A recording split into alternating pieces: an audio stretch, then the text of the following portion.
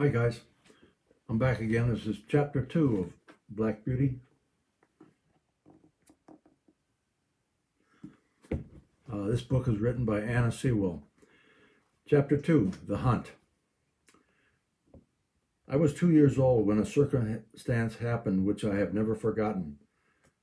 It was early in the spring. There had been a little frost in the night, and a light mist still hung over the plantations and the meadows. I and the other colts were feeding at the lower part of the field when we heard, quite in the distance, what sounded like the cry of dogs.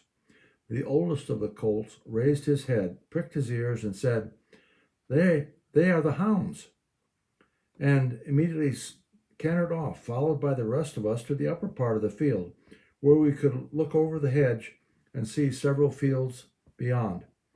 My mother and an old riding horse of our master's were also standing near and seemed to know all about it. They have found a hare, said my mother, and if they come this way, we shall see the hunt. And soon the dogs were all tearing down the field of young wheat next to ours. I never heard such a noise as they made.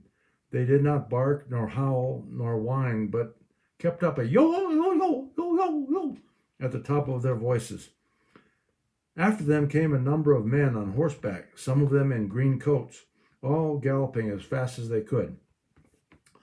The old horse snorted and looked eagerly after them, and we young colts wanted to be galloping along with them. But they were soon away into the fields lower down. Here it seemed as if they had come to a stand. The dogs left off barking and ran around every way with their noses to the ground. They have lost the scent, said the old horse. Perhaps the hare will get away. What hare? I said. Oh, I don't know what hare. Likely enough it may be one of our own hares out on the plantation. Any hare they can find will do for the dogs and the men to run after.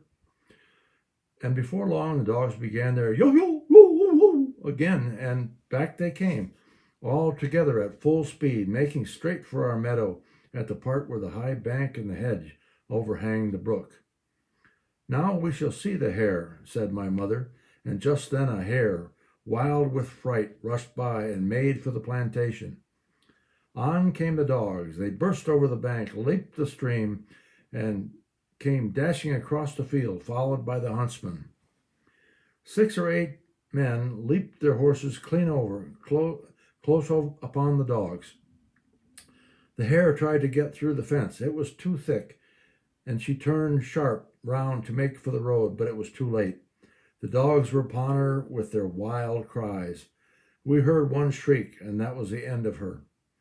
One of the huntsmen rode up and whipped off the dogs, who would soon have torn her to pieces. He held her up by the leg, torn, bleeding, and all the gentlemen seemed well pleased.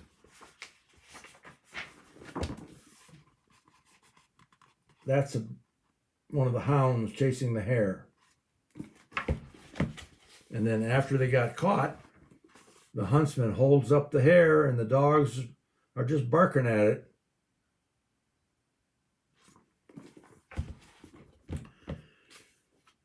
As for me, I was so astonished that I did not at first see what was going on by the brook. But when I did look, there was a sad sight.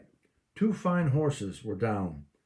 One was struggling in the stream, and the other was groaning on the grass. One of the riders was getting out of the water covered with mud. The other one lay quite still. His neck is broken, said my mother. And serves him right, too, said one of the colts. I thought the same thing, but my mother did not join with us. Well, no, she said, you must not say that.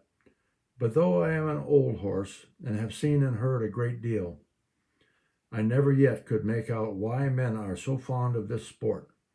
They often hurt themselves, often spoil good horses, and tear up the fields, and all for a hare or a fox or a stag, yet they could get more easily some other way.